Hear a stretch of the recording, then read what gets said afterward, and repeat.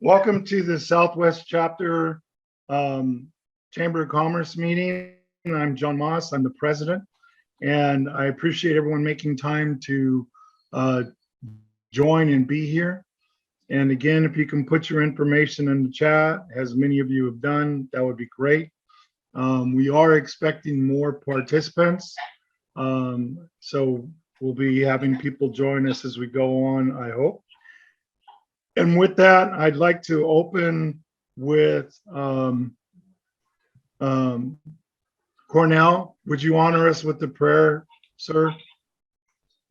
Honorable Activity John Cornell, P.B. Wardy.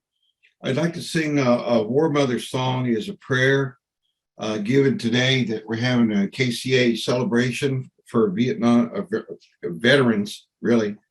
And so in this song is the prayer for the war mothers. I don't hate the going gone day, tai going gone day. I don't hate the going gone day. Oh hey oh hey oh hey oh hey hey hey hey hey.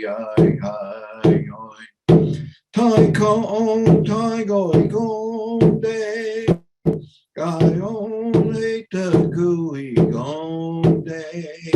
Oh hey oh hey oh hey oh hey hey hey. Thank you. I hope that's a Kiowa War Mother song, just talking about the many mothers that are part of our families, that bore children that go off to war, and they fight for a cause, they fight for the people, they fight for our community. And it's hope and pray that the babies, the soldiers will come back unharmed. But even if they do, and they're get hurt, that some way they find healing when they return. So those are a part of Kiowa War Mother songs, and I wanted to share that with you. So thank you very much, Sean, for this opportunity to start out with a prayer. Always, and thank you so much for honoring us with that, and my Kiowa family and relatives as well. I appreciate it. Okay, so here's Louisa Brown. So okay, so what we normally do, the format is we're going to go to each person, and if you could give us a quick elevator precise presentation about who you are, what it is you do, and then I like to add, please share how we can help you. What is your perfect client? What's your niche? What's your main low-hanging fruit that we can help with, so to speak? Obviously, during your presentation, you can share on the other, but I'd like us to focus in on what immediate action steps can we take to help you grow and develop. Okay, does that make sense to everybody? Yes. You guys can hear me, yes? You told us to mute ourselves. No, I know, but then you can unmute to briefly share. Thank you, though, Teresa. Following the rules. I love it. All right, so I'm going to go by my screen, and the first one I see on the left-hand side is our treasurer, Jim Hansen. So if you could share about yourself and some of the things you can talk about in Medicine Park, that would be great. Yes, I'm Jim Henson, not to be confused with the dead Muppet guy. I am alive and well. I am an artist and educator. I've had more than 40 years in educational background in performing arts, music. I was inspired many, many years ago to rise up to the indigenous cause. I've done a lot of work, which led me to become director of the Red River Valley Museum just across the Red River in Vernon, Texas. So I've worked for years with the local indigenous folks and the Western heritage of North Texas and Southern Oklahoma. And I'm here to bring those strengths to the table. I'm also a former Texas mayor. I've been very involved since I first came here in the annual Art Walk and Flute Festival. And I'm just going to throw a little aside in and say it was Dr. Cornell who spoke at the first meeting I ever attended here. And it's just wonderful today that this feels like a circle of closure to me to both open my interest. Dr. Pee Wee Wardy, I thank you so much for your gifts. And certainly your views on decolonializing the nations. And toward the end here, I'm not going to go on much longer, but if there's enough time at the end when we're hanging out, I'll fill you in a little bit more about the amazing things that are going on here in Medicine Park. I'm more interested to get to our speaker, and I turn it over to the rest for introductions. Good morning. Okay, so Mr. Hamilton, if you could share with us, please, sir. Hey, good morning. I'm Bourbon Hamilton. I am the new program director of Tribal Government Institute, PTAC, here in Norman, Oklahoma. I am the Osage tribal member, very involved in our Ilonshka ceremonial dances that we have every June. Here at Tribal Government Institute, PTAC, we help tribally owned and native-owned small businesses navigate through the government contracting cycle. So if you're a native-owned or tribally owned or anybody willing or wanting to look into tribal procurement or native government procurement, tribal procurement, and state procurement, just give us a call, or you can find us on our website at tgiok.com. And we are co-hosting an event in October called the Indian Country Business Summit. Registration is open right now. We offer this training at a minimal cost to folks, anybody who wants to attend. Thank you very much, Mr. Hamilton. Appreciate your work. You guys do a great job. So next, Bob Moore. Hello, John. Hello. I'm Bob Moore. I represent Hillary Communications. They do. Your mic's speaking a little bit. Oh, can you hear me now? Yeah, we'll just work through it. Go ahead. Do telecommunications, high-speed internet, cable TV, and telephone service. I work with Michael Harbor quite a bit on Indian projects. One of the things that I want to talk to Hamilton about is this. I'm really against the state retiring the 4.5% grocery tax. They could earmark that, give that to businesses that's going to create jobs and food in Oklahoma, so we don't have to pay for transportation costs. So there's a little niche there. If they want to lower food costs, we need to make more food here in Oklahoma. I'll turn it back to you. Okay, thank you. And it is, your mic was squeaking a little bit. And just so you know, every year our board votes on who we feel through the year has been the most involved as a Southwest chapter signed on member, active. And I've thrown a few names in the hat, one of those being Bob Moore. And I thank you, Bob, for your networking and support in helping me feel welcome to Lawton, Oklahoma and the surrounding areas. Thank you. Okay, Sam Rowe, please. Yeah, I'm Sam Rowe. I'm a CPA. We work with Finley and Cook. I've been here 18 years now with Finley and Cook. I've been working with tribes and tribal organizations now for 37 years. We do the group I'm involved with here at the firm, we do outsourced accounting for tribes, casinos, and any other tribal type business. That's great, Sam. Thank you. And I recommend you get in touch with, for sure, Ross Carrara, who you'll be hearing speak briefly in a moment. Okay?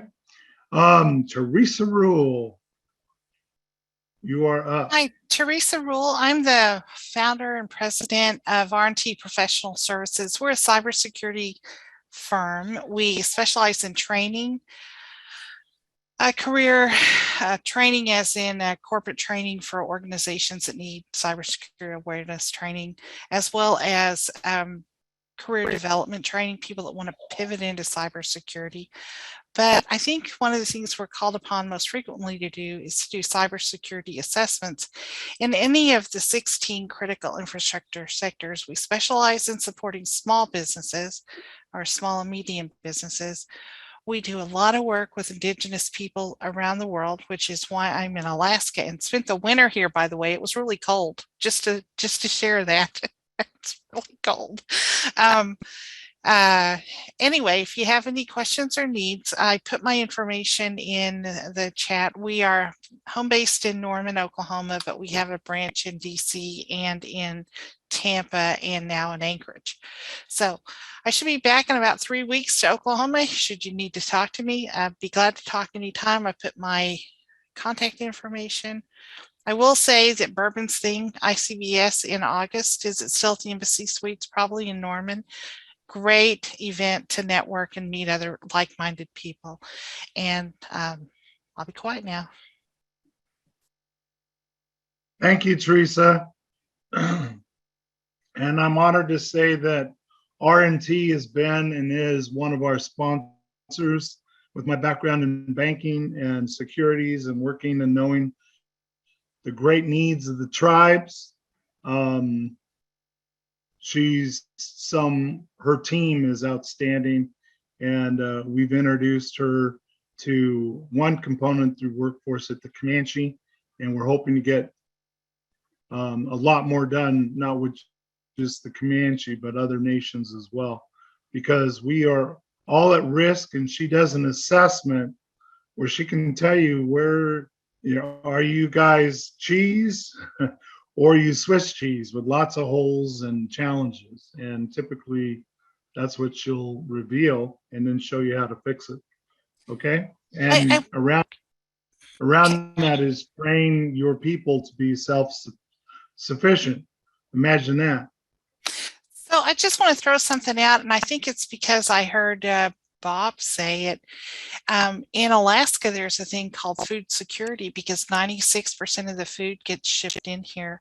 I mean, there's not a lot of farm fields here. There's some, but it turns out one of the top items in the FBI cybersecurity concerns is food security, how our food is being grown, shipped, processed, etc. And I just find that fascinating. So I'm going through a series of training to re-qualify in food security, just fascinating stuff. So be aware, be aware. That's all. And that is so important to the world, because I do a lot of work, and as many of you know, I spoke at the Hispanic Farmers Association out of Washington, D.C., the convention in New Mexico with the Black farmers, Indigenous farmers, so forth. And those are all things in a 3-day seminar that we addressed. And of course, I shared R&T's name. So next, Robin Griffin. Thank you, John. Thank you guys all for hopping on today. I appreciate that you guys let me join. So I've been a member of ACO for a couple years. My husband, Rob Griffin, many of you guys know him. He's been a lot more active than I have, but he has helped me start up our business with the Native community, which is, it's called Lone Star HR Resources, but we just focus on Texas and Oklahoma, states only for small to medium businesses. Who don't have and don't need a regular HR person. So we help them do handbooks and policies and procedures. Call me up when you like have an employee issue. Those are the things that we tend to focus on. Without breaking a bank, we would never recommend a company under 100 people probably have their own dedicated HR person. But they do need that insight. So Bourbon, my husband actually works full time for Choctaw Nation, doing a lot of government contracts and stuff like that. So I'm sure at some point he's going to be you guys will be connecting on things. And with Jim, I had to give a hoorah for the whole Texas thing. I'm a Texas native girl, so we recently relocated from Edmond, Oklahoma, back here to Texas, as I grow and develop our business here a little more in Texas. But anytime you guys have questions, thoughts, concerns, HR things, feel free to reach out to me. I'm not going to sell you a contract. I'm not going to pressure anybody, but I'm here actually, to help everyone. Back to you, John. Thank you. And please send me your information in the email. And please note also, my older brother is a corporate law attorney in Austin, as well as he is an Indian court judge who was for all this region out here in Southwest. And he has a lot of small business clients and things that he works with. And perhaps that'd be a good network for you. Thank you. Well, I appreciate that. Thank you, John. Although I do tease him and say, you don't always get much done in Texas because they're always fixing to. That's my corny joke. That is very true. All right. The Honorable Michael Arbor, thank you very much for reaching out to me, and I look forward to our meeting later on the 6th of April. Great, John. Thank you. Good afternoon, everybody. I hope you're doing well. I'm a longtime member of ACO. Actually, I started this chapter. I opened it in June of 2017 and visit many of the chapters around the state. I'm based in Oklahoma City. My company is called American Telecom and Technology. We're celebrating our 20th anniversary this year. We're the most unique telephone company in the country. What we do is we provide internet services, business telephone services, all with one company. Where you see the two logos behind me, people may do business with Dobson, AT&T, Cox, etc., but you have different departments. You have a salesperson, installation, service, you have billing. We actually do all that together, much like if you would think of me being like an Amazon. I don't make the product, but we sell and service this. I have over 1,000 clients. To date, in the last couple of years, I've saved Native American tribes over $2 million in what they were spending, because Dobson and AT&T and these companies have them monopolized. If I live in rural Oklahoma, I only have one choice for internet, maybe two. Our rates are usually 30 to 50% less than those because we don't have sales departments. But again, myself and my three partners provide 24/7 service for car dealers, banks, companies. That right now I have, between telephone systems and internet installations, I have over 50 projects on the books, and 17 of those are going into Native tribes and locations with Native tribes as far as service, support, and so forth from there.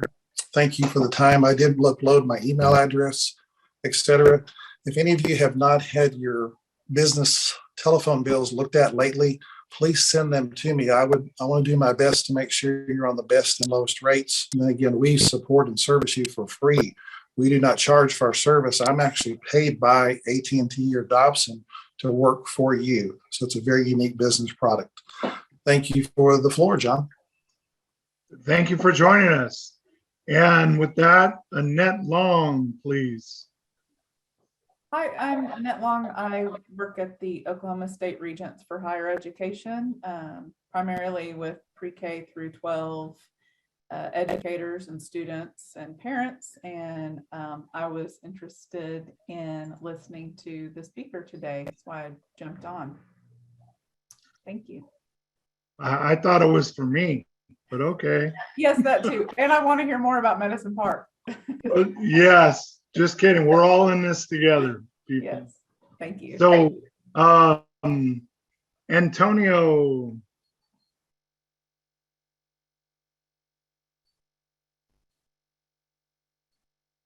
Antonio, you're muted.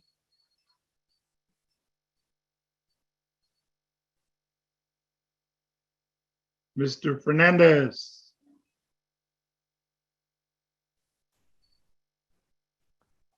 Okay, we'll come back to you. Let's go to Sarah Price. Heshje Estongo, Sarah Price, Jaho Jif Gados. Good morning. My name is Sarah Price. Well, it's afternoon now. I am the Deputy Secretary of Education for the Muskogee Creek Nation. I am coming to you as a student here. I have actually assisted in moderating a session for AICCO in the spring of last year. And as a PhD student at OSU in curriculum studies, I'm always looking and trying to find new research, other varying perspectives of traditional education models, certainly decolonizing education. Here to learn from Dr. Pee Wee Wardy and always interested in everything that he has to say. And so I appreciate you all allowing me to attend today. And thank Mado. Sarah, thank you for being here. And if you could please put your contact information in the chat, that would be great. And please send me an email with all your contact info as well. Okay. We're working up in that region with the Caddo Mounds up there and other projects as well. So look forward to helping with that. Next, Jordan Cladwell. Hi, I'm Jordan Caldwell. I'm CEO and co-founder of Critical Fault. We're an Oklahoma City metro-based cybersecurity company. We also do physical security as well and relate that back to how that can make you vulnerable in the cyber realm. Ultimately, we pretend to be the bad guys and will actually hack or physically sneak our way into your systems and then tell you how we did it so those holes can be patched. We also offer training and digital forensics, so we can go in after the fact to try to figure out what happened if you are hit by a bad actor.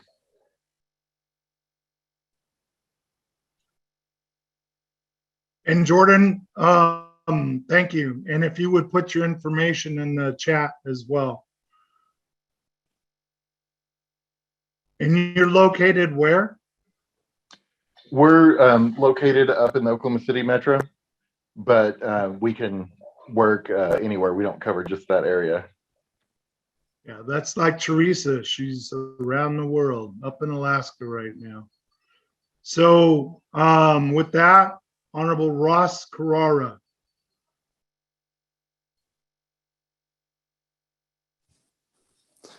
Wow, thank you for the nice intro. Thanks for the invite. I also came to listen to Dr. Cornell. I'm definitely interested in that. Yeah, this is my first time visiting you guys, being on a Zoom call, but hopefully, well, it won't be my last. But just to give everybody, I know a couple people here, but for those of you that don't know who I am, I've been a financial advisor for the past about 10 years. Before that, I was a city planner, working in the community and economic development department. I got my master's in urban and regional planning and undergrad in community development. Right now, I also own a small business, Native Vision Quest, and I do tribal development, community development, economic development, and business development. I consult with different tribes. Right now, I am working on the ARPA stuff. I am managing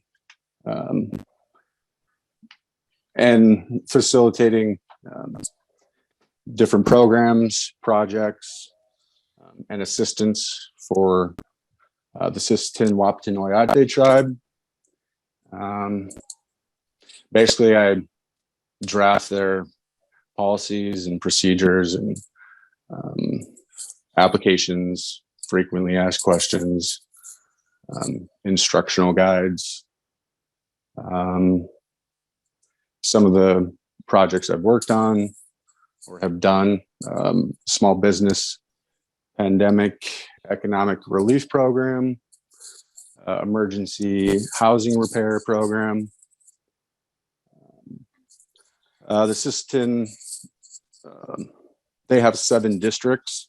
So they have a tribal district pandemic relief program where they were allocated 1.5 million to each district. And so I'm assisting each of those districts with technical assistance and doing basically everything I do for the tribe, but developing their proposals and applications for different eligible uses under the ARPA final rule and Treasury guidelines. Let's see, what else? Oh, that keeps me really busy, but I always enjoy talking with other tribes and helping them, not with just business and economic development stuff, but assisting them with putting on a different hat and then doing an analysis of their tribal 401ks or minor trust accounts, and even working with individuals as well. So that's pretty long-winded, but sorry about that. Yeah. And you have 2 beautiful children.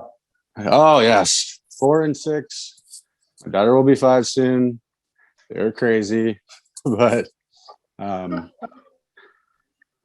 they're so much fun. Yeah. That's I'm great. planning to go down there. I'm a member of the Comanche Nation, and I'm planning to bring my kids down there this weekend. So hopefully I get to see you Saturday, John, and you too, Cornell. That would be great. That'd be great. Dolly would love to see you guys too. That's my little dog. My little dog. All right, Louisa Brown.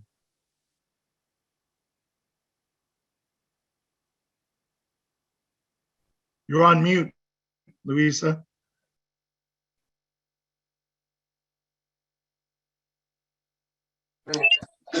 I'm going.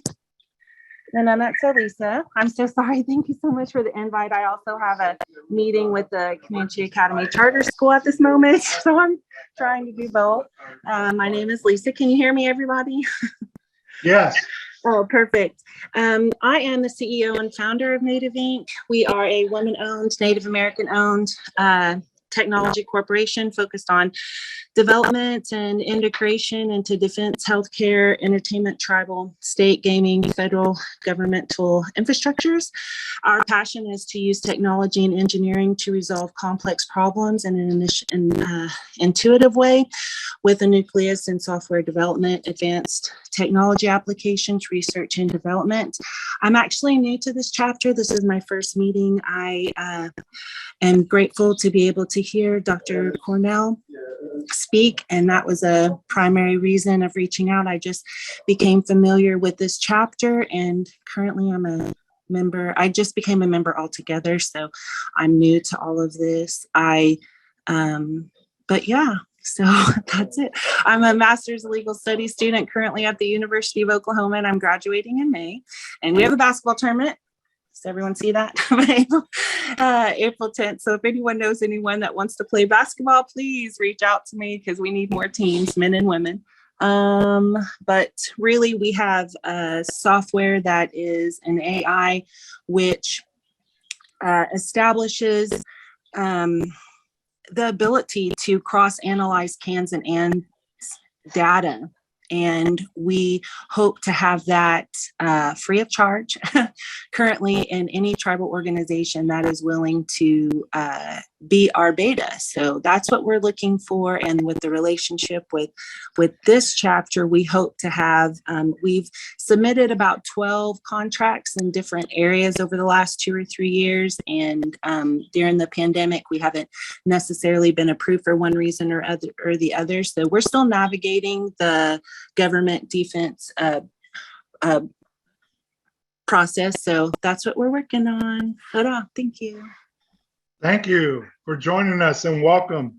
And please put your information in the chat. And for everyone, just so you know, on my website, our nonprofit, we have links to free downloadable items. And as I've mentioned to people at the school that you're at, we have a free reading series, which is by one of the elders of the Lummi Nation. And it's free to get started. And there's other things you can upgrade to, but I just want to let you know it's on our website, okay? And also they're one of our sponsors, so you could move down and see their sponsorship. And then we have a person on the phone, which *6 will unmute you, but your 7215 is the last 4 numbers. Do we have a bingo? 7215.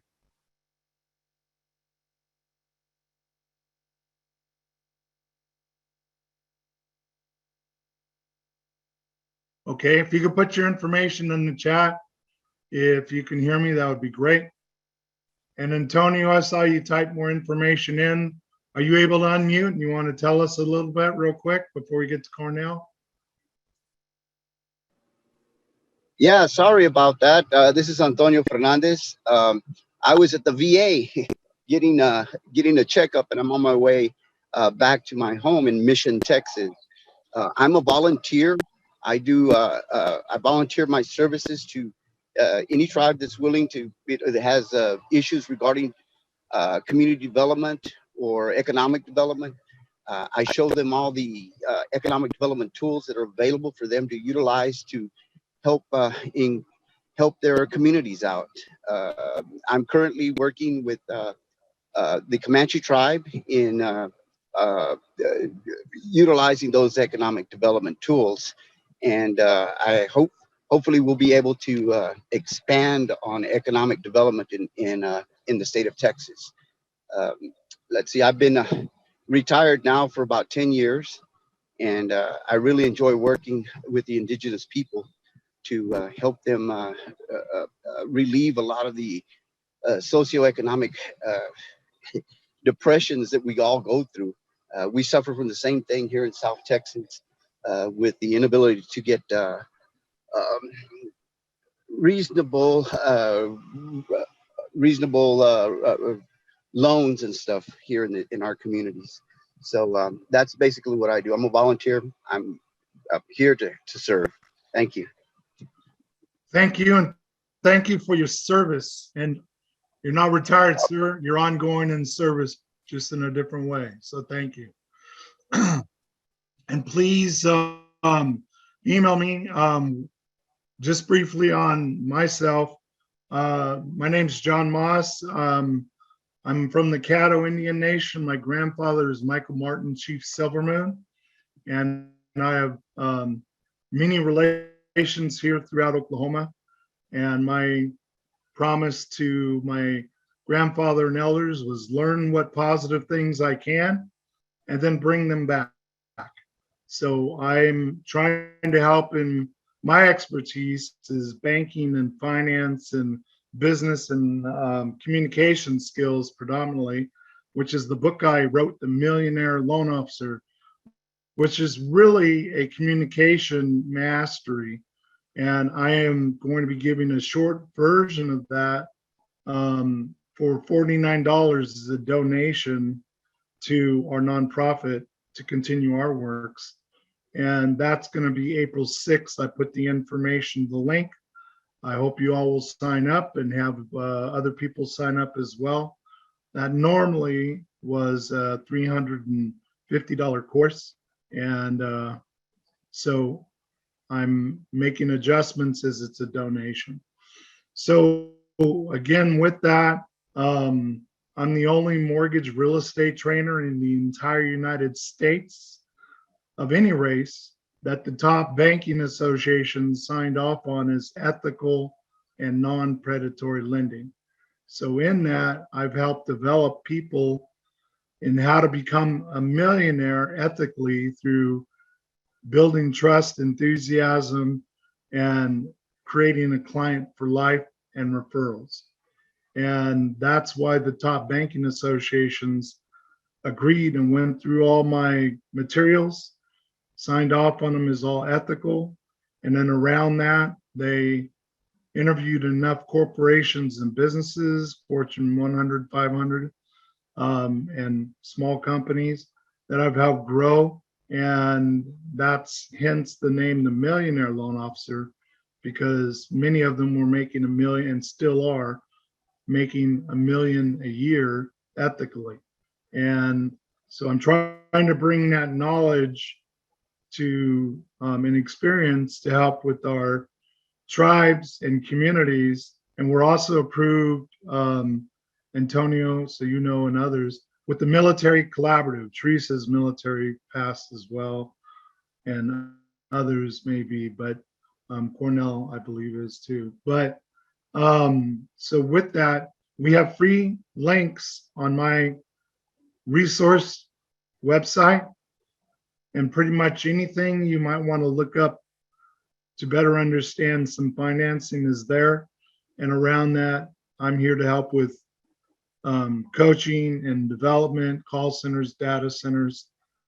That's my expertise that I've done all over the world, from 2,000 stations to 4 people. And of course, a lot of with cybersecurity, like Teresa Rule offers information that people can work remotely. Imagine that if people would have listened when I got here in 2019, how many more people would be working with these empty buildings that a lot of the tribes have and still have. And we can still do it. So let's help get it going. Just here on this phone, look how this call, look how many people we have that industry wide can help us make great systems. So anyway, that's me briefly. So thank you. First, does anyone have any questions to this point? Briefly? Okay. So I want to open the floor up to our honored guest speaker, the Vice Chairman of the Comanche Nation, Cornell Peaworthy. And he also is very involved, and I am now as well, not as much as him, but I'm involved in the Indigenous Peoples group here in town, and welcome to others, but I'm sure he'll touch on that. But I want to recognize that organization as well. I'm also the official member of the World Conference of Mayors and Black Historical Towns and Settlements for the Indigenous peoples as a chairman for them, working nation worldwide.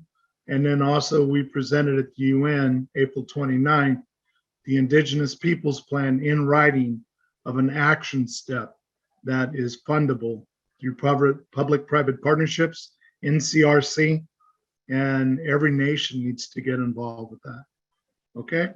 And organization, businesses, because those dollars need to subcontract the right people, okay? So with that, Honorable Cornell, thank you for your patience, and the floor is yours, sir. I'm gonna mute mine. But all right, Deputy John, John, I want to thank you very much for the introduction, and relatives and colleagues and those that I know very closely, like Lisa and Antonio Fernandez, and those that are working for Indigenous nations. I want to say thank you.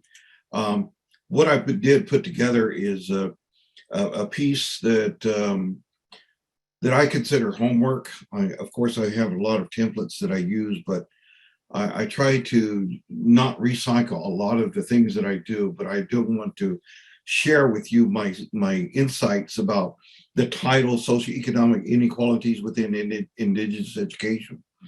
So my name, again, is Cornell Puyorty. John, I pronounce mine with 4 syllables, not 3, Puyorty, because it's culturally and it's academically correct. So I just thought I'd share that with you. I'm Comanche and Kiowa, and I'm a citizen of the Comanche Nation. When I say citizen, I do mean that. I'm more than just a member. I'm not a member of the tribe. I'm a citizen. So I accent that because it elevates you in the status within the people that are a part of your citizenry. So also my pronouns are he, him, and his. And I'm very proud to be talking to you as colleagues and build a relationship. I want to take this opportunity to recognize that here in the Southwest Oklahoma, we live, work, and learn in the original homelands of the Comanche, the Apache, and the Kiowas. And then for the Comanche, whose language frames our county name, Comanche County. Also want to thank our host, John Moss, for asking me to speak. This is the second time, actually, I've gotten a chance to speak to this audience for the American Indian Chamber of Commerce. The first time was about 4 years ago. This was pre-COVID-19, when I spoke about the politics of indigeneity. At that time, my message was in that talk was to talk about and show how we can strike a balance between state determination and indigenous self-determination, autonomy without over-privileging national interests. Today, I'll talk briefly about the socioeconomic inequalities within indigenous education, because it does impact our economics. And so I'm glad there's people here for the Muskogee Creek College, State Department of Education. This is really important. So I might be speaking to the choir there, but I'm a storyteller. And so sometimes you got to tell your story, retell it, and retell it, and retell it, because don't tell it who's missed it the first time. What is our purpose as Indigenous education and scholars? The work of Indigenous education and scholarship, 1, draw upon a source of energy and understanding that will ignite and enhance the spiritual, mental, and physical well-being of our Indigenous peoples. 2, that reflect and protect the human integrity of Indigenous peoples. 3, serve as a guide towards the future growth and development of the humanity of Indigenous peoples. 4, serve as a stimulus for the evidence of the illumination of the Indigenous spirit. 5, work to guarantee Indigenous liberation, intellectual self-determination, and ongoing human advancement. And those are some of the domains that you begin to look at why we do what we do, particularly as those are practitioners of indigeneity. I believe that more and more critical thinkers are on the brink of renaming and reclaiming a system of thinking that is indigenous. For example, I used to be Indian, and I say that honestly. I used to be Indian. I'm not Indian anymore, because it's a concept imposed upon me by European thinkers and framed from the misnomer, the Columbus story. Indigenous people is my preferred term, and I spell it with a capital I as indigenous. Exercising rhetoric sovereignty, today, I continue to write Indigenous peoples over terms like American Indian, Native American, Indian, and so forth. Moreover, I rarely say the word Indian unless it's used to contrast the discourse of indigeneity within identity politics.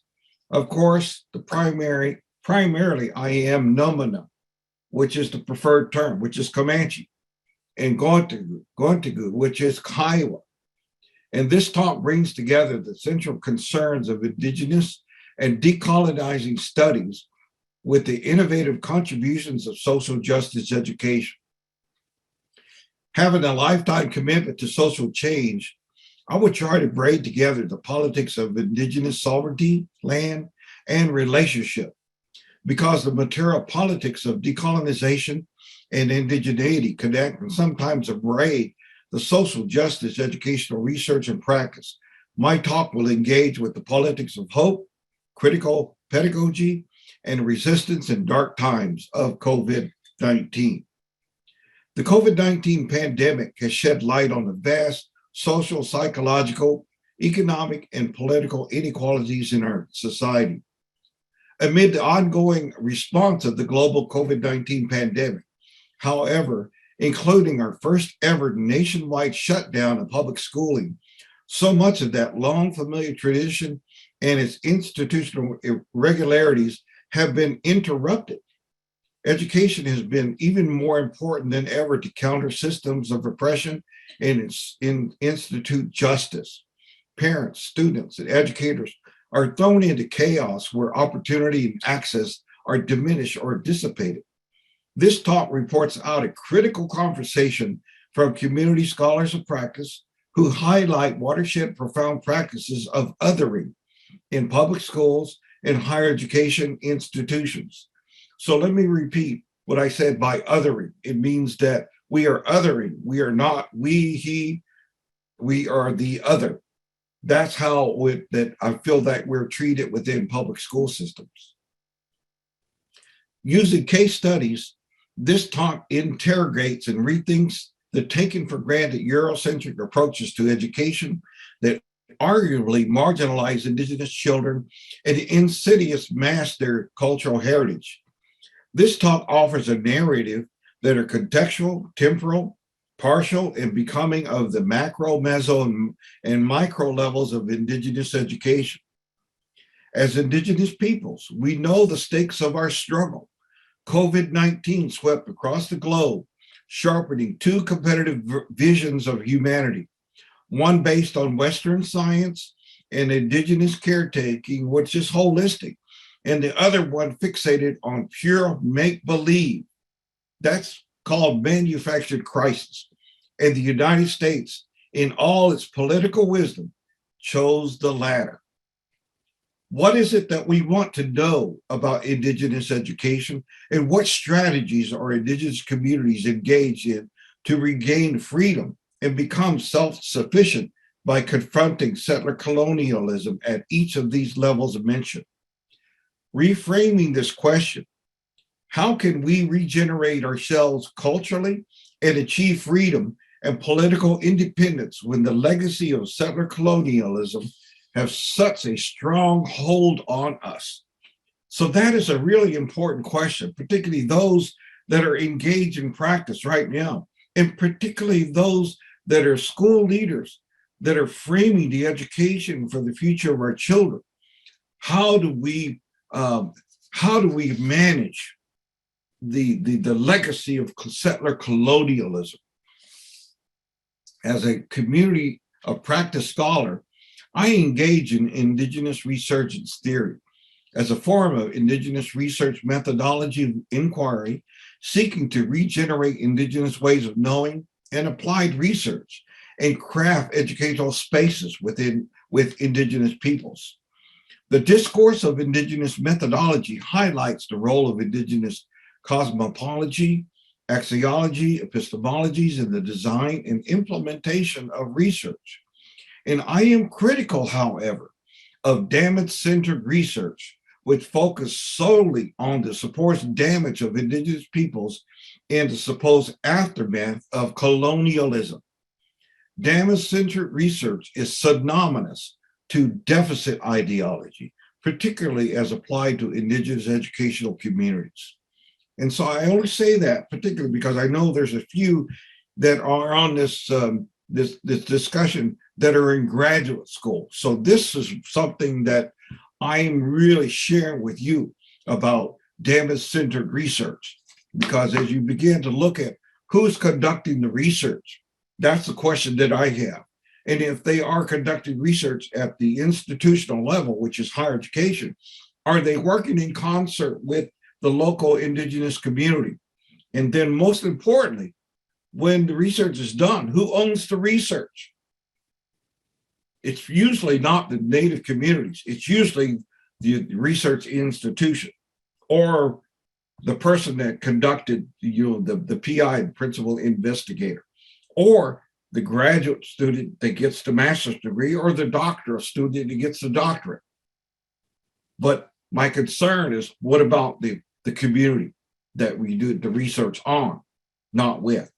So again, not to do the research on Indigenous people, but do the research with the Indigenous people.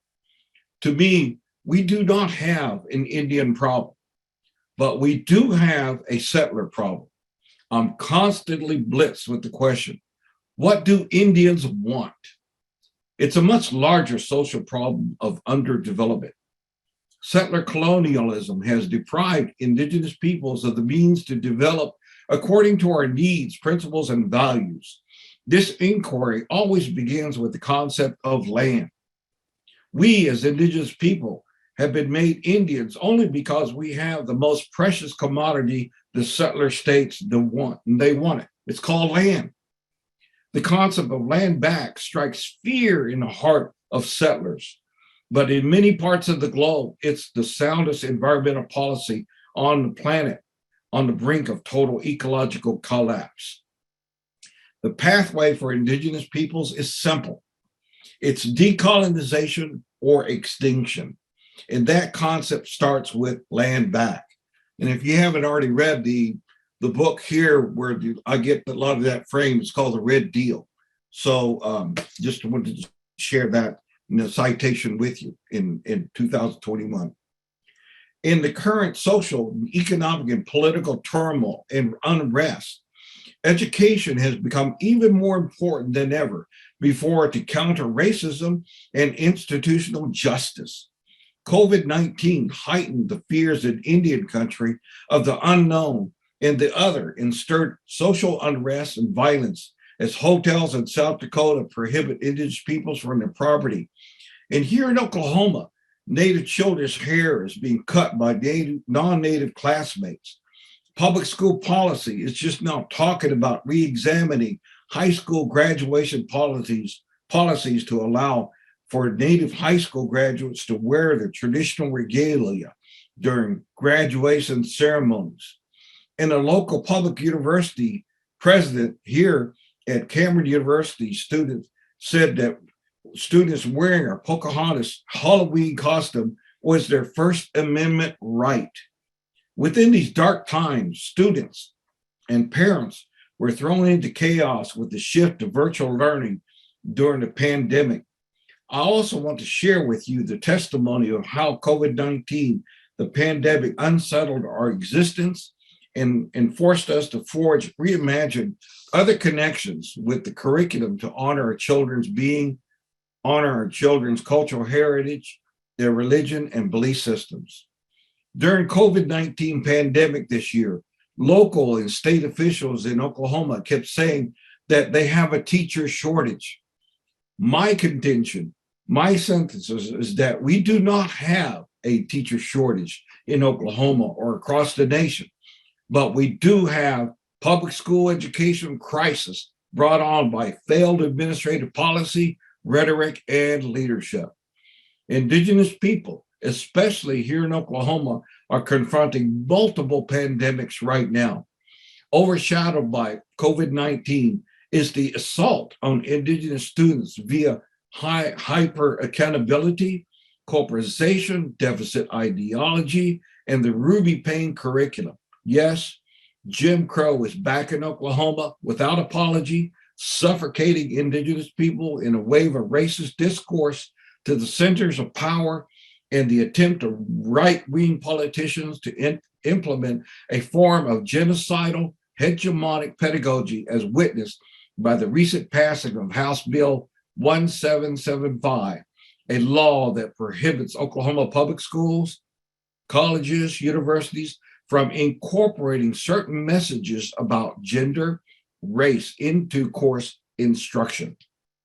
In the current era of white supremacy, the second intergenerational wave of ethnic cleansing is largely produced by right-wing attacks on diversity and race sensitivity training, critical race theory, social justice, and racial issues in school. These bogus assaults are too familiar to us. Those of us that remember and fought the civil rights era for equality, and those of us that were involved in the American Indian movement.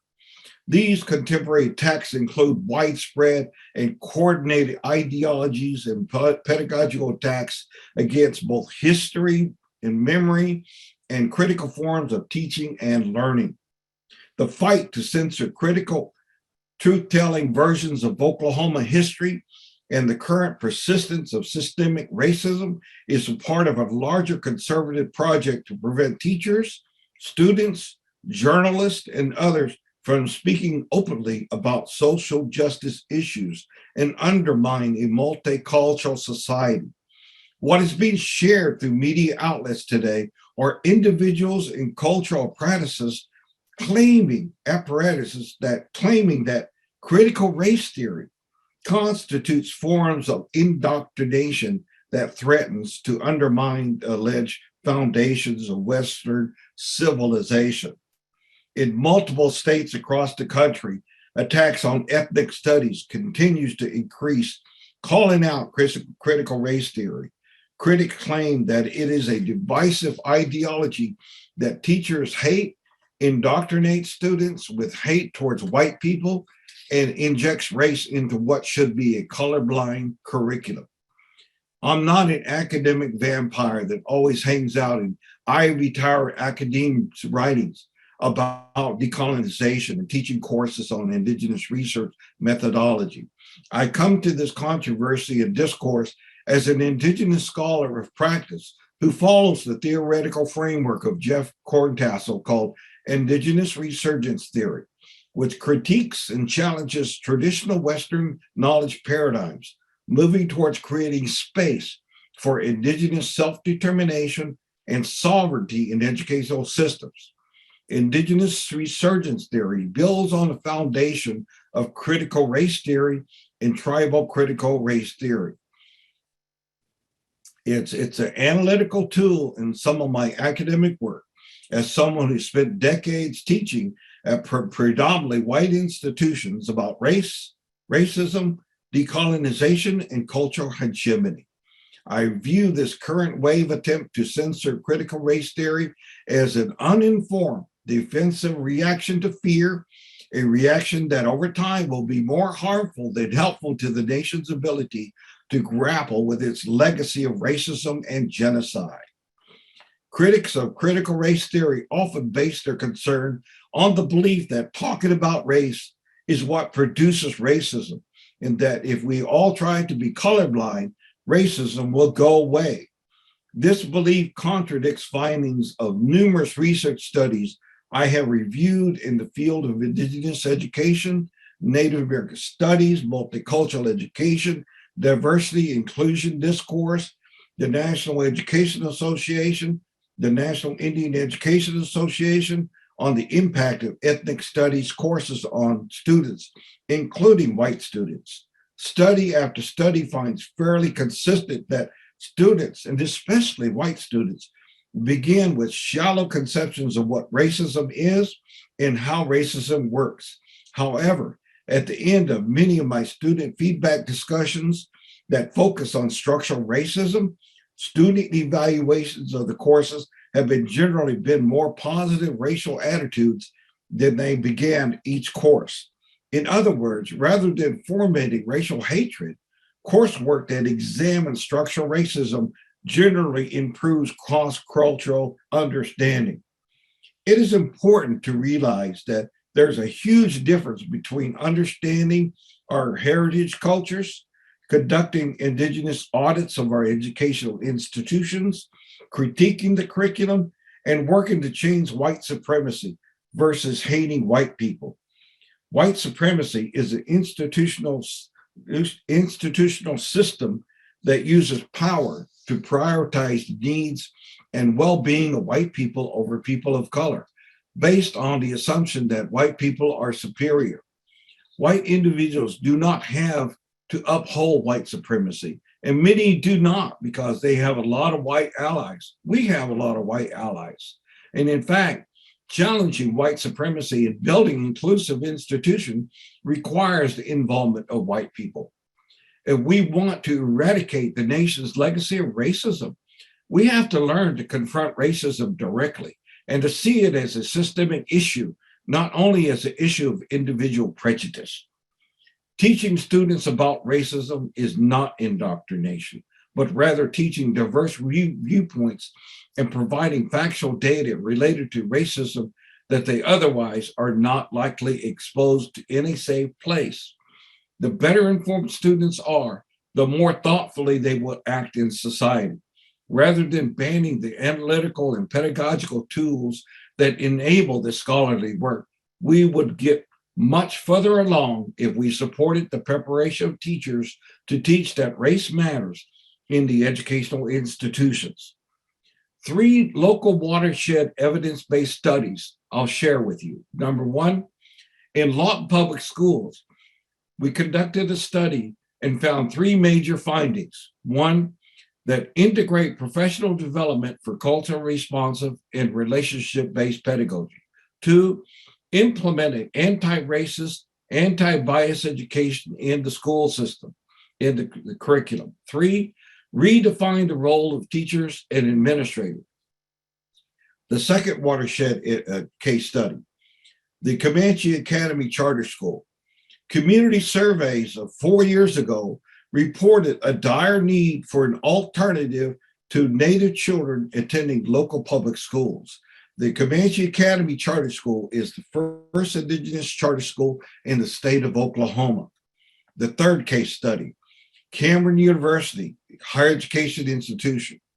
Research studies and a current task force suggest creating a Native-friendly campus, one engaged in rebuilding institutional relations from a land-grant university. Historically, American school systems have failed to liberate Indigenous peoples from the violence of educational systems of control and oppression. And in many ways, they have contributed to this structural violence. I expect that school systems as they currently exist will be unable to respond culturally and academically to COVID-19, racial unrest, xenophobia, political and economic turmoil, and the social emotional impact of COVID-19 upon all children in a culturally responsive way with schools fully reopened. Despite the visible public victories in court cases like McGirt here in Oklahoma and the tribal casino profits nationwide, neither of these strategies generate the transformational experience that recreate Indigenous peoples like spiritual cultural resurgence can do.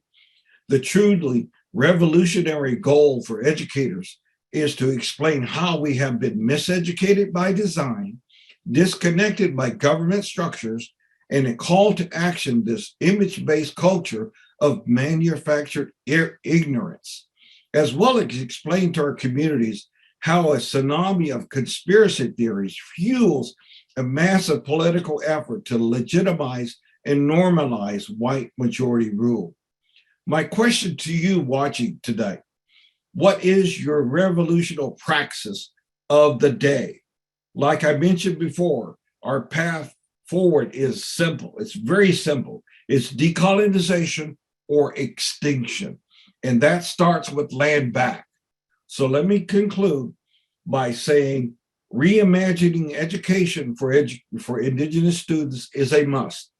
The disruption of COVID-19 pandemic has presented a unique opportunity for us to create the schools that are worthy of our children. We cannot allow a return to business as usual. To do this is to fail all our children, not just Indigenous children of this generation and future generations. So with that, John and my colleagues, I conclude. I'm open for conversation, questions, and answers. Ura. Thank you very much. That was inspiring and well needed to be shared. So thank you very much. And so with that, let's open the floor for some questions. The first one, though, is from Robin Griffin in the text chat. She just wanted to know, did you say Red Deal was the book? I don't know if you can see this or read this, but it's the red deal. It's Yes, a we can see it. guide to indigenous liberation and the fight to save the planet. Are you able to see this? Yes, sir. Yes, I'll post the link down below. It's on Amazon, unless you have a different way for us to get that book. No, it's these are very liberated undergraduates and graduate students, mostly out of the state of New Mexico, University of New Mexico, where I graduated. But I'm very close, and I'm colleagues to many of those. I still teach graduate students at the University of Washington, and I've been asked to teach graduate classes at the Kansas State University this summer. They're creating a indigenous certificate for educators and administrators in the state of Kansas.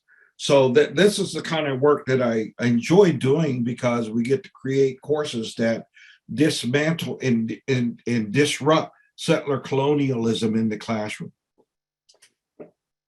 Thank you. And we've had Michael Burgess join us and Alfred Guzman as well. So just so everyone knows. So next, who has a question? Feel free to unmute and ask, or raise your hand with the reactions and I'll call on you. Let me call on Annette Long. Annette, you're at Oklahoma Higher Education at the state level. I mean, what's your take about what I just said? This is my synthesis from not just growing up here in the state of Oklahoma, but I would not have the worldview or experience if I did not leave the state of Oklahoma and get my more advanced degrees outside institutions, and then collaborate with indigenous peoples all over the world and work as a tribal administrator in California, Rio Ranchos, and coming back here. So that's my insight. But what really just share with you, Annette, that who is thirsty for this knowledge base is the graduate students today. And I think Lisa Brown is one of those, that she's still there because she's working with the Comanche Academy Charter School. Annette? I had a question, and I really enjoyed listening to you, clarifying, and I may have misunderstood you. Did you say like something along the lines of Ruby Payne curriculum? Did I hear you say Ruby Payne? Yes, I did. Can you reiterate what you were saying then? I just wasn't sure I heard correctly. Well, when I came here, I was called to many of the public schools that educate our Native children. And I find out that what drives a lot of the understanding of teachers and administrators is the curriculum designed by Ruby Payne. And as I began to examine that curriculum, it was a curriculum focused on poverty. And of course, a lot of our people do. I mean, we're in the midst of poverty, we're in the midst of pandemic, but that curriculum doesn't go far enough and in depth to say who created that poverty. It doesn't talk about interrupting communities. It does not talk about taking away land. It doesn't talk about genocide.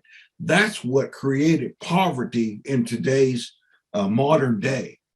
So that's what I mean. Those individuals in the curriculum are very avoidant to talk about that. They want mostly feel-good curriculum so they can give that to their teachers. And so when I go to do professional development, most of the time, my PowerPoints and my talk is screened. And usually I'm not asked to go, which is fine. I would go to somebody, a school district that is receptive to my research and for my call to action. Thank you. Thanks for clarifying. And I definitely see your point. And also, Annette, I put one of my one of my papers together. I think it is early on. It's called Lawton Public Schools Contemporary Study. So if you get that document, it's a local evidence-based study that I did 2 years ago here in Lawton, Oklahoma. But it's Lawton Public Schools was the main public school because it educates most of our native children in Southwest Oklahoma. But it doesn't exempt the surrounding school districts like Walters, Elgin, Indiana, Cache, and Apache, because it really echoes the same thing. So I do a lot of work and try to unravel and analyze Ruby Payne. So you can take a look at that. I'll also analyze the concept of success from the eyes of an Indigenous parent, as the eyes of an Indigenous educator. So go ahead and read that study, and that is my analysis. But also, I put down my markers for research. What I look at is as practitioner research. What is it that I do to frame my consciousness, my concept before I go out and do my research? And also, did you notice that I spent a lot of time talking about damage-centered research? And are you saying damage-centered, damage, like D-A-M-A-G-E, damage? Is that what you're saying? Yes, damage-centered research, because there's a fallacy, particularly from higher education institutions that go conduct research on Native Indigenous communities. They don't understand the intergenerational grief that has occurred through a soul wound that was ignited by the boarding schools. They don't know why we're in poverty. They don't know why we have these social ills. They don't know what. They just go in and just make the assumption that all communities are the same. And so unpacking that damage is very critical. And so a lot of times they go in with the lens of a deficit ideology, a deficit syndrome, that there are a lot of damages that have been applied to this community. So that's my framework for anybody, especially a young, early college, naive researcher going into Indian country, might not know the history of genocide within that community because it's been so damaged. So I just thought I'd share out that with you, because a lot of my graduate students are also surprised about that concept in that term. Yes, and I do appreciate that, and also your comments on doing research with and not to or on Native communities, and who owns the research when it's completed. And I think, in my own words, just not seeing a community as an object or your subject, but collaborators and, like you said, co-owners. So I appreciate your comments. Yeah, I talk about helicopter research or drive-by ethnography. You know, the helicopter is a metaphor where the researcher, which is usually mainstream researchers with graduate students and, you know, their team, they get in a helicopter and they fly to Indian country and they bail out and they do their research, and they get back in the helicopter and they fly back to their white institution, and nothing happens to nothing happens to the Indigenous community whatsoever. They don't even own the research. That's what I meant by helicopter research. And also drive-by ethnography. You know, that means that you don't even get out of the car. You don't get out of the bus. You just got your binoculars and just checking things out, and how people regurgitate their story about these damage-centered communities. So, you know, that's just me and where I'm coming from, because I teach decolonize methodologies in the courses that I have been asked to. And right now I'm at the University of Washington, and this summer I'll be at Kansas State. For now, thank you very much. And Robin had her hand up for a question, but first I want to ask your forgiveness for mispronouncing your last name. I'm still learning. So thank you for helping me to learn, Elder. Well, we're all learners. We're all you start where the learner is. I mean, that's the that's the main thing, where we are in the things that we do. I think even in the terms of elder, I think I always spell elder with a capital E.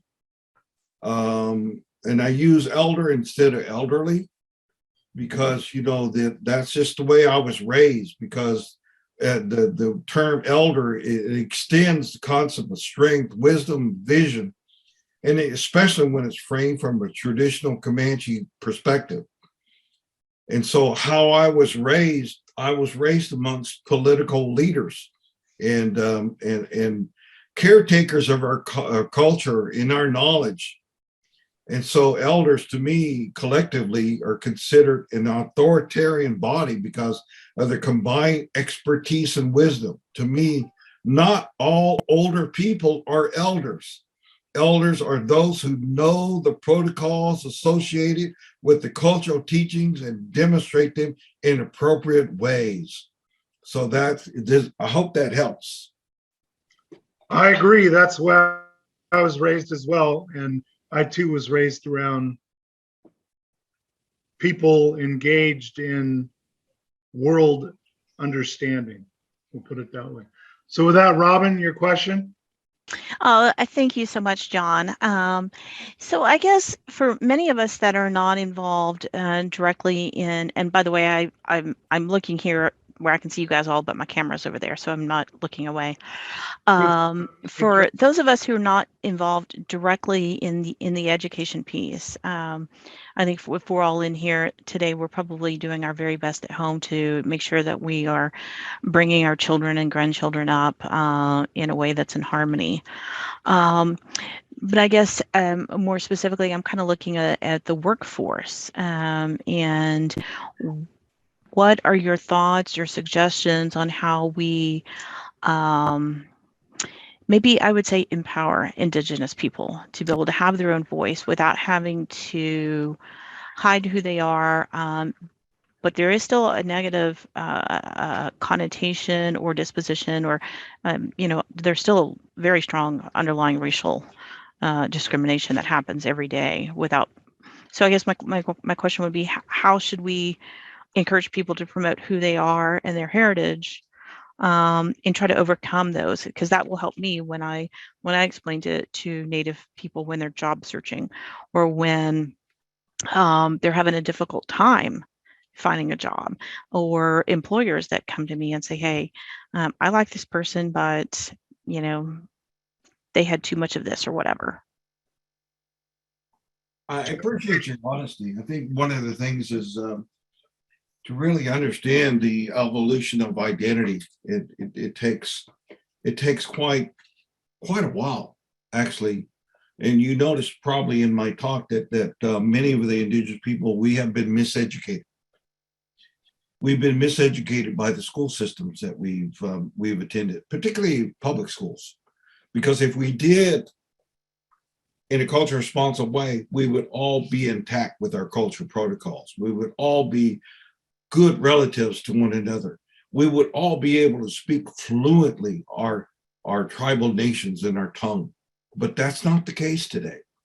Today's is really fragmented. It's really disaggregated with so much issues of not only just being prejudiced, but even internalized that, which I call lateral oppression, Robin. That happens because of the colonization, where you see one Native person against a Native person. For an example, one would look at his phenotype and say, wow, I didn't know you were Indian, because, quote, they didn't have the look, the phenotypical look, which is exploited or designed by Hollywood. And so therefore, there's that perception issue.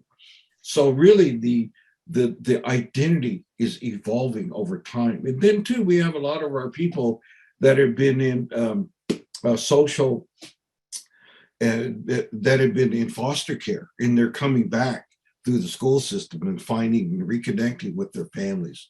And so that's another way. And then, you know, the connection of indigeneity. I mean, just looking at the race construct, I mean, 1/4 Indian blood or more. I mean, that's a very racist construct.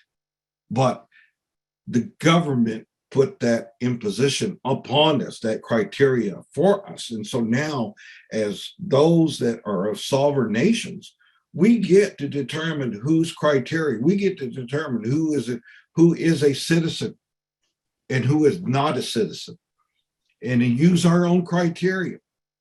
But, you know, a lot of our nations have been using the blood quantum, which is to me very racist, or just use a decolonizational model. I mean, just use one that looks at how are you giving back to the community? How many years are you going to spend on our community? My brother Michael Yellowbird wrote this chapter, Decolonizing Tribal Enrollment. So, you know, but even just looking at the book, I mean, just this is the book that I use in Native Studies 101. I mean, this is a foundational book, but not everybody, not every cluster group, not every family is going to have a study group. They're not going to be sitting down every day and make this their homework. The only ones that are going to do that are the ones that really care and invest the time and energy. And those are cohorts. And that's what I'm sharing. And that's the book that I have coming out next month. It's called Unsettling Settler Colonial Education, because I put together a criteria that looks at how we can develop allies and indigenous peoples as clusters of learners. And then we are growing together, which I call wave jumping, because wave jumping creates time and energy. It saves time and energy when you collectively get with a group of people of like mind, that you can grow from one level of consciousness to the next level of consciousness. So that's, and actually one of the articles that I sent to you on this platform is it's called Transformational Indigenous Model. That's the Transformational Indigenous Praxis Model. That's the name of my article, but it's the basis for the book that I have that presents that question. So I think that, you know, even reading books like Unsettling the Settler Within. So this is like a white lady writing about, you know, what she is doing to internalize her whole identity and what she could do to be a comrade, what she could do to be an ally, somebody that works with the indigenous peoples and help to make change from within. So there's all kinds of ways and mechanisms that somebody can be an ally and work in concert with, you know, the transformational efforts. So I have a lot more resources. So just please email me, let me know, and I can kick back as soon as I can what you may need in your communities. Thank you. Dr. Pee-wee Wardy, this is Sarah Price from Muskogee Creek Nation. I just wanted to say, Mado, thank you for your words. I always like to, you know, hear your perspective. I gleaned so much from what you had to say. I'm really interested on. I honestly didn't even know that Comanche had a Comanche Academy charter school, so I was already looking that up, their website, to just get a little bit of information about them. And so as we go into the future with Muskogee Nation, and even in my own studies, I'm really interested in your perspective on the dichotomy of decolonizing, but also understanding that there is such a neoliberalism impact on charter schools, and the formation of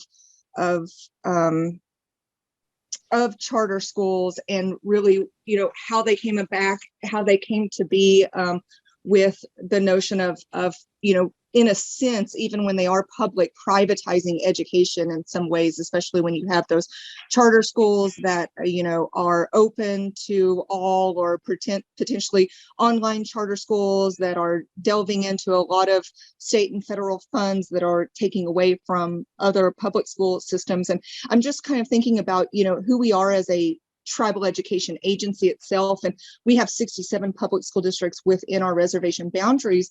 And obviously, if in a euphoric world, we would have, some sort of sovereign authority in terms of curriculum and things that was happening in all of those public schools.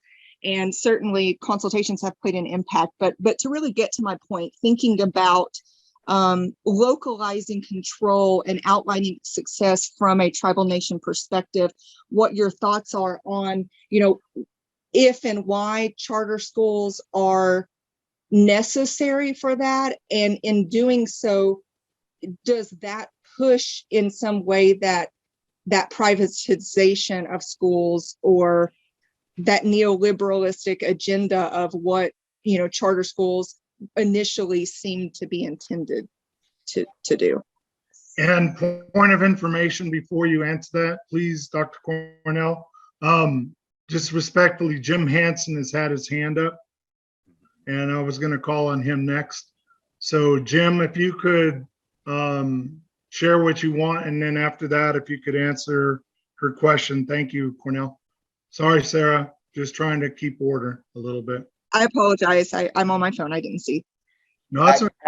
Actually, what I have to say really ties in what Robin just said, and it comes right in with what Sarah was just asking. And my take on this is the question: how do we take the theory and the research and put it into boots on the ground, or maybe it's more stereotypical to say moccasins or bare feet on the ground? What can we do to work within, let's say, charter schools or whatever, to bring it under one umbrella and roof? So let me just throw out something here, and then I'll direct your question back directly to Dr. Pee Wee Wardy. But I am that white ally guy. I am that indigenous ally that has done a lot of research and background. How can we interpret and work with? And since I've been in Medicine Park here for coming up on 6 years now, my goal here has been to bring the people back to the land.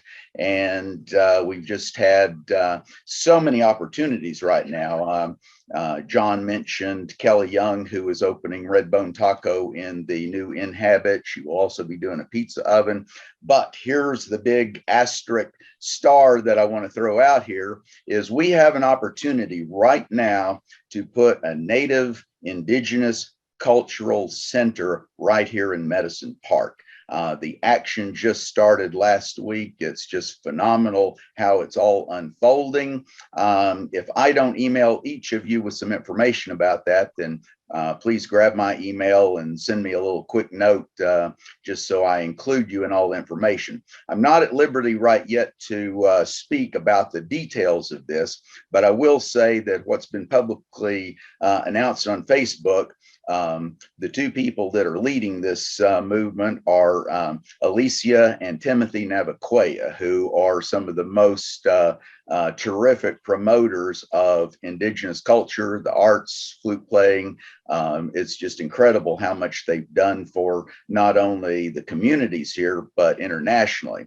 I want to also add to what Dr. Pee Wee Wardy was saying, is I'm highly interested in creating a network of getting all these smaller communities connected with the indigenous roots idea. And we're talking not only about Medicine Park and Walters and all the places that he mentioned around here, because Those are our true resources. So with that said, I'm going to add this one more little caveat here, knowing that so many amazing things are coming here into Medicine Park, and I'll talk about it more. John and I talked a little bit about maybe me doing this presentation, but I'm glad I didn't, and he had a chance to get Dr. Cornell in on the ground floor.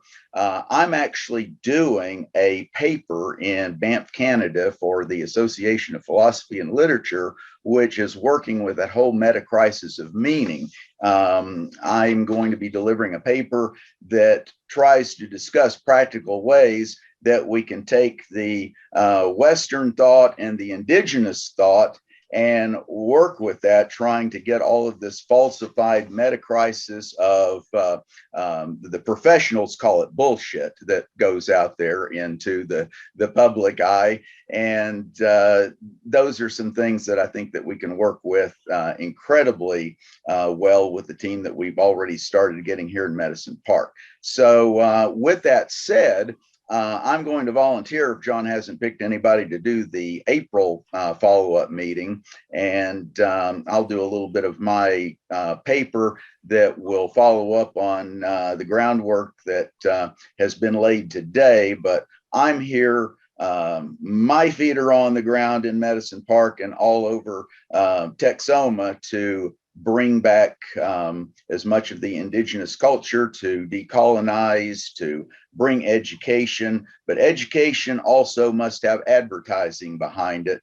And we need to get out there. And I recently sold one of my art pieces to the Nissan Corporation, and Nissan is very interested to jump in on this and perhaps become a cultural corporate sponsor. So there's just a lot of little things like that that have some extreme potential for turning everything that this research is laying out into a very active educational program, which will affect not only just our local people, but hopefully as globally as well.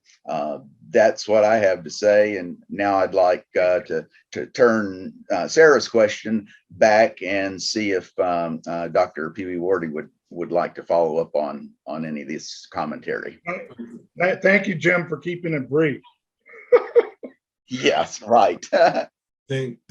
Yes, please answer Sarah's question, please. Well, Jim, you probably already have Mike Deloria's book on the metaphysics of modern existence, because he tries to break down, you know, the holistic Western science and indigenous ways of knowing in a physical way.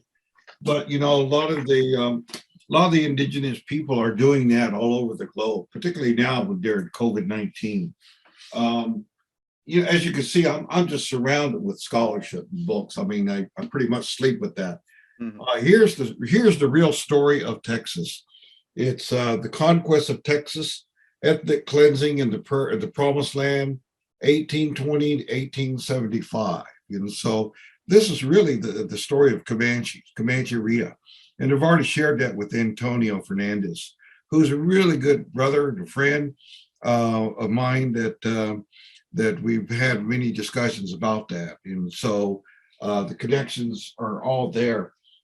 For Sarah, I think my question to you is who's doing the serious decolonizing scholarship within your community? Who's teaching those courses within your tribal college? And then most importantly, who's teaching the research course on decolonizing methodologies? And if it is it come from a Muskogee Creek centered approach? Why I say that is when we created the Comanche Academy, it had to be Comanche centered, meaning it focused on Comanche language and culture. And I don't use the word centric, I use centered, because if it was centered metaphorically, it is the zero, it is the target. Everything centers in between. So I put together a paper, and I could share it with you, called Defining a Comanche-Centered Education. And within that framework, you created a school, and the school's framework should be that. And so that is theory to practice. Now, the hard part is finding individuals, and this is where the conundrum is.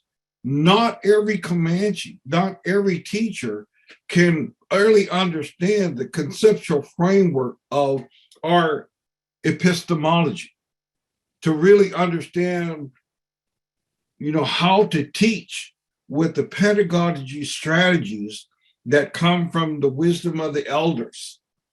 And so that's where we are right now. And so we can have a beautiful design, but if it does not apply, it's going to be so incongruent. You're going to take years of time of professional development to get to where you could really integrate the culture across the curriculum in all aspects. So that decolonizing is really indigenizing the curriculum from a Muskogee Creek centered approach. Because I don't know, I know individuals within your nation. I visit a lot of times, and I even lectured at your college. But my question, who is the scholar or groups of scholars that are driving Muskogee Creek centered education? And if that's the case, then they are the architects. They are the founders of that knowledge base to move. But Sarah, you could do that for the Choctaw, you could do that for the Cherokee, you could do that for the Kiowa centered education, Cherokee centered education, and just take it from there. But that's my model. That's what I designed as the architect of the Comanche Academy Charter School. Does that help?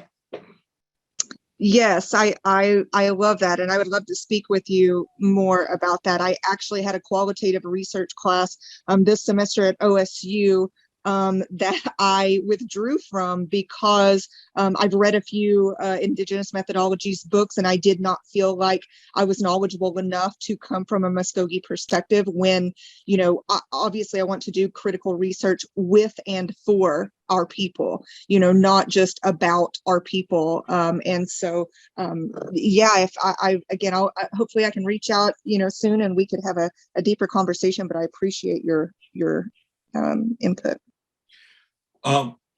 In just a few weeks, Sarah, the Teachers College Press is going to release our book. It's called Unsettling Settler Colonial Education. And it'll talk about the framework that I designed that takes a consciousness or unconsciousness teacher or school system and help move them in the direction of transformation using a cohort approach. So these are case studies by colleagues that I call upon from all over the country that are using this model.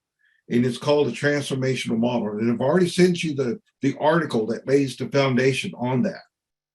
So if that's something that I can help or do a presentation at your college, I would love to, because we have writers in the chapters that are from Oklahoma. You might know Natalie Youngbull at the University of Oklahoma. You might know Whitlow, Carrie Whitlow at the Cheyenne Arapaho, Alex Redcorn from Kansas, Ryan Redcorn from Pawhuska. These are all my students that have already gone through the process of entering the levels of consciousness of decolonizing methodologies, and then how to apply it to various case studies. So that's a true understanding. It's kind of a rubric kind of a approach. Oh, talking about rubrics, I use decolonizing rubrics to evaluate my students, meaning that their papers, their speeches, everything they do in their coursework, all is framed from decolonized rubrics.